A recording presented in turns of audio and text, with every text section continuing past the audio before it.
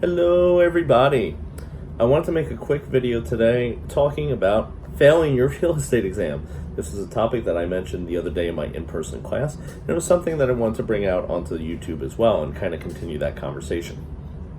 Failing your exam is common. There are more people that fail the exam than pass. In New Jersey right now, we have about a 35 to 40% pass rate on first attempts. So there's a greater chance that you're going to actually fail the exam rather than actually pass it.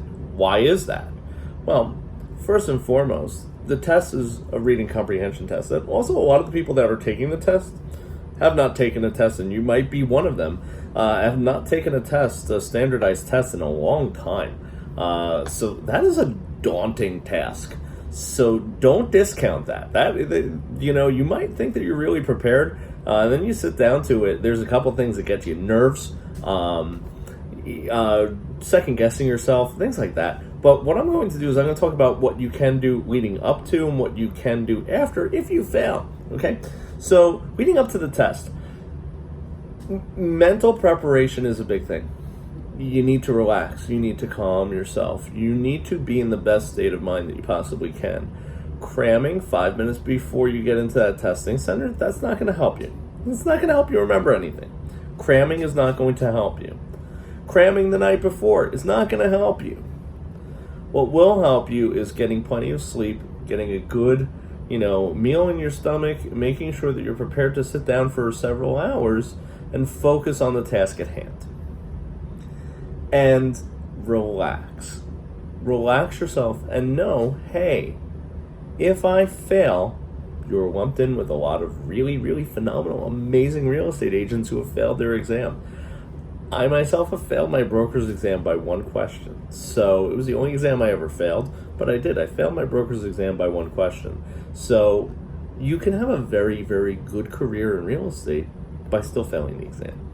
On your first, second, third, I've had people fourth and fifth attempts. They just psych themselves out.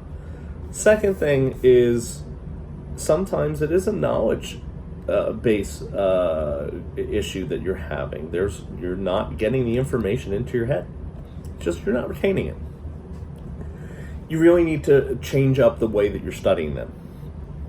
And the way that I usually teach my class and the way that I have people study is something that I found hits on a lot of different things. That's why my pass rate is higher than a lot of other schools in the state. However, I really do think that you need to examine how you're studying, what you're doing to study.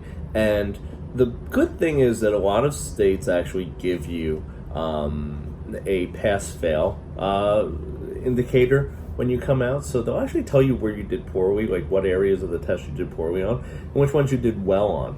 So if you're having a knowledge base issue, you should see some zeros in some of those columns. You're just not getting any of the answers, right? And you just don't know it. You don't understand it. That is fixable. If you come out of that exam and you see that there's a knowledge base issue, hey, get extra help. Reread some of those things. Quiz yourself more just specifically in that area that you got zeros on. Now, if you come out of that test and you had a couple points in each section you just didn't do well on, that's a preparation thing. That's more a mental thing than anything else. That's not necessarily you going into the test and saying, hey, I didn't know anything. I didn't understand that. I didn't grasp that. That says you got some of the stuff. You knew some of the stuff. But you might have psyched yourself out. Can't do that. This test is not easy, but you can't psych yourself out. And that's something that I want you to realize, that going into the test, it's really, really important for you to have a clear mindset. I'll tell a really quick story right now about when I went for my instructor's exam in New Jersey. My plan was that I was going to call Wednesday. I was going to get an appointment for the next Friday, or 2 weeks out, 2 Fridays from now. And what I was going to do was study, and I had a plan, and I was going to prepare myself as best as possible for that exam.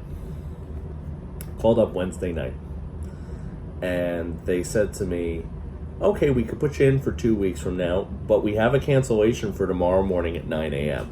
Do you want to take that? I got really nervous, and I said, you know what? What's the worst that can happen? So I had the right mentality. Worst thing that happens is I fail and I take it again in 2 weeks. Best case scenario, I pass. So what I did was I cracked open my book and I said to myself, I'm only going to spend 2 hours and I'm going to get a good night's sleep. So I spent 2 hours. I went over the key terms. Then what I did was the next morning I went in and I passed my instructor's exam. I had the right mentality going in. I was super relaxed because I anticipated failing. I went in there and I was like, I'm going to fail this, and I had a plan for if I failed, I anticipated that. So I kind of set myself up. It's almost better if you go in there thinking, hey, I'm going to fail, so that when that comes, or if it comes, you're not really surprised by it. You're not getting yourself down. So please, if you have any questions, always feel free to reach out. Comment down below. I'm more than happy to interact with you guys. But other than that, best of luck.